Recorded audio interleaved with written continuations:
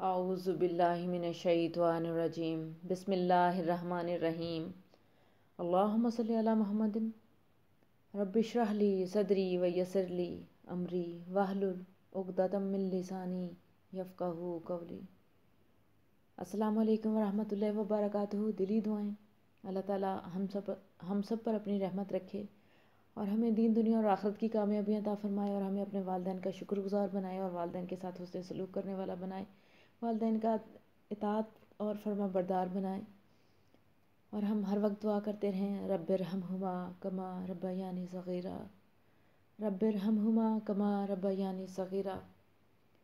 والدین کی نافرمانی کرنے والوں کے واقعات بیان کرتی ہوں، نبی اکرم صلی اللہ علیہ وآلہ وسلم کی احادیث مبارکہ سے۔ علقم نام کا ایک شخص تھا جو صوم و صلات کا بڑا پابند تھا۔ اس کے انتقال کا وقت جب قریب آیا تو اس کے منہ سے کلمہ جاری نہ ہوا۔ اس کی بیوی نے رسول اللہ صلی اللہ علیہ وآلہ وسلم کے خدمت میں ایک آدمی بھیجا۔ آپ صلی اللہ علیہ وآلہ وسلم نے دریافت فرمایا، کیا اس کے والدین زندہ ہیں؟ آپ صلی اللہ علیہ وآلہ وسلم کو بتایا گیا کہ صرف والدہ زندہ ہے اور وہ بھی علقم سے ناراض ہے۔ آپ صلی اللہ علیہ وآلہ وسلم نے علقم کی والدہ سے اس کے بارے میں دریافت فرمایا تو اس نے جواب دیا، وہ نیک ہے لیکن میرے مقابلے میں وہ بیوی کے کہنے میں رہتا ہے، میری نافرمانی کرتا ہے، اس لیے میں اس سے ناراض ہوں۔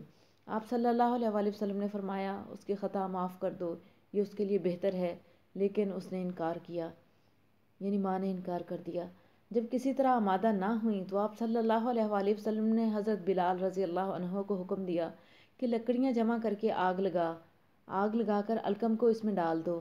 والدہ یہ سنتے ہی گھبرا گئی اور حیرت زدہ ہو کر پوچھنے لگی، اے اللہ کے رسول صلی اللہ علیہ وآلہ وسلم، کیا واقعی آپ صلی اللہ علیہ وآلہ وسلم میرے بیٹے کو آگ میں ڈلوائیں گے؟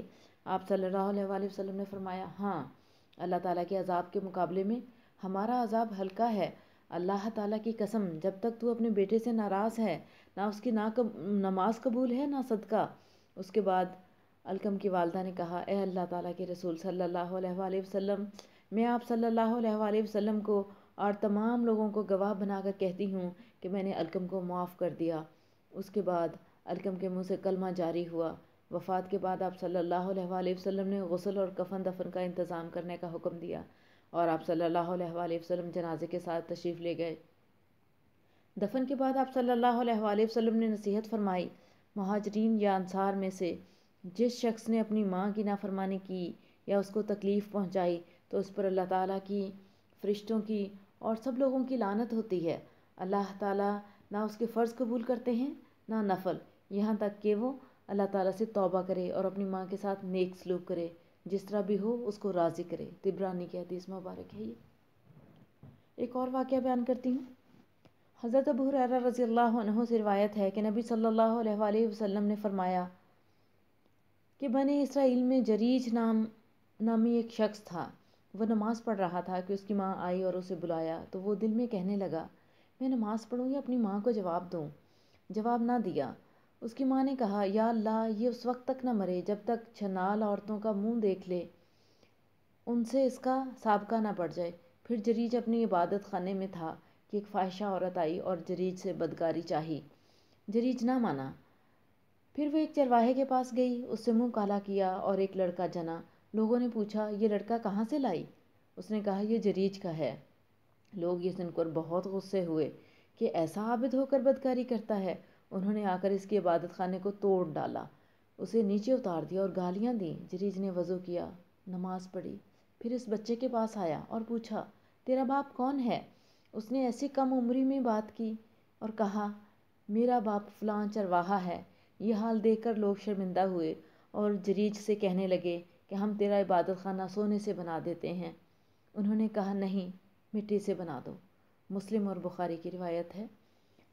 ان دو واقعات میں نبی اکرم صلی اللہ علیہ وآلہ وسلم سے جو مروی ہیں، کتنا بڑا سبق ہے، کتنا بڑا عبرت کا مقام ہے ہم سب کے لیے کہ ہم اپنے والدین کے ساتھ حسن سلوک سے پیش آئیں، اور کوئی بھی اپنے والدین کو کسی بھی دنیاوی معاملے میں ہرگز ہرگز ہرگز ناراض نہ کرے۔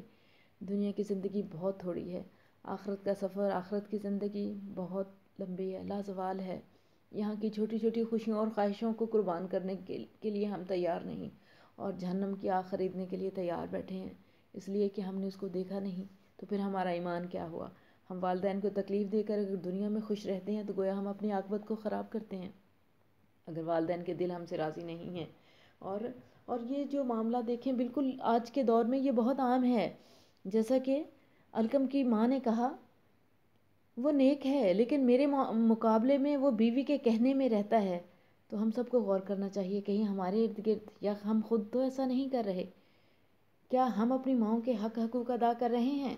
یہ بس بیٹوں کو یوں پلا پلایا سنبھلایا یوں سمجھتے ہیں کہ کسی درخت پہ خود رو درخت کے اوپر کوئی پھل لگا اور اس کو بس توڑ کے نوچ کے اپنی جھولی میں ڈال دیا، اور دوبارہ پوچھا ہی نہیں اس درخت کا حال کہ اس پہ کیا بیتی ہے، اس کی شاخیں اس کے پتے تک ساتھ نوچ لیے۔ والدین تو پھر زندہ ہیں، ہم جس درخت کا پھل کھاتے ہیں ہم اس کی بھی آبیاری کرتے ہیں، اس کو پانی دیتے ہیں، اس کو کھاد لگاتے ہیں، گوڈی دیتے ہیں، اس کا خیال رکھتے ہیں، اس کی خدمت کرتے ہیں، کیونکہ وہ پودا ہمیں پھل دے رہا ہوتا ہے۔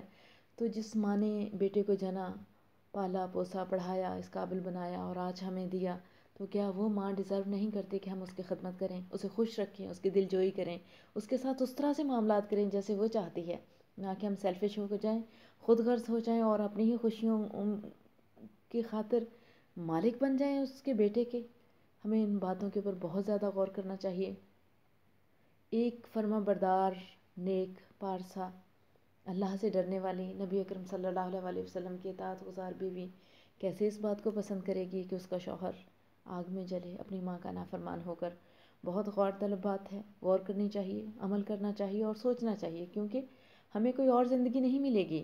آخرت کو سنوارنے کے لیے بھی ہمیں یہی زندگی ملی ہے، اسی زندگی کو ہم نے اللہ تعالیٰ اور رسول صلی اللہ علیہ وسلم کے بتائے ہوئے طریقے کے مطابق چل کر ہی آخرت کو سنوارنا ہے۔ اگر ہم اس زندگی کو ضائع کرتے ہیں پھر ہمارے پاس اور کوئی چانس نہیں ہوگا اور کوئی موقع نہیں ہویا۔ آج ابھی اور اسی وقت سے توبہ کر کے ہم اپنے مجازی خدا، اپنے شوہر کی والدہ کو خوش رکھنے، والد کو خوش رکھنے کی پوری کوشش کریں۔ آگے دلوں کے بھید اللہ جانتا ہے، ہمیں تو ہماری کوششوں کا صلہ اللہ نے دینا ہے۔ اگر ہم مخلص ہیں تو اللہ رب العزت ضرور ہمیں صلہ دے گا انشاءاللہ العزیز۔ دلی دعائیں، اپنی دعاؤں میں مجھے بھی یاد رکھیے۔ اجازت چاہوں گی، اللہ حافظ۔